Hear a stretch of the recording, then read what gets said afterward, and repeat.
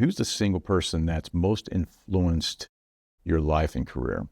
I think from a leadership perspective, I've been really, really blessed. I've worked with some incredible leaders that have had huge impact on who I am as a person, but also how I behave. And I think over the course of your career, you learn the good stuff from people, but you also learn the stuff not to do. So I've had a really pretty colourful, full experience so far. But if I was to pin it down to one person, and this has not been trite or cheesy, it would actually be my dad. And the reason for that is I'm the oldest of five in my family, and because I was the oldest, I used to travel with him when he was younger. When I was younger, I remember he was a sales guy and a marketeer, and then he ended up being the general manager of a Irish oil business, a family-owned business as well. But I remember he used to travel a lot, drive around in his car, but he had a car phone, one of the first car phones that I was aware of in Ireland, and this thing was fascinating to me. But I used to travel with him, and back then you didn't have seatbelts, so that's how old I am. Right. So I'd stand between the seats while he was on phone calls, while he was traveling around. I'd go with him on trips. So that was sort of the first thing to sort of inspire me on when you're asked what do you want to do as a kid.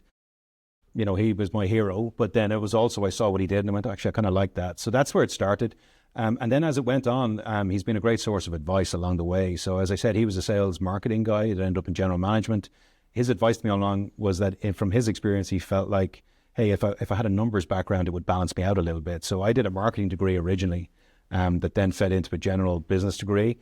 But he always encouraged me, he said, go and get a numbers background because it brings credibility to your conversation. So I studied the equivalent of a CPA at night in my first job and became an accountant. I'm not a very natural accountant. I always got drawn to the commercial side of the business, but that advice really was the basis because the first part of my career was very much in commercial finance, and it's given me a very powerful base for today.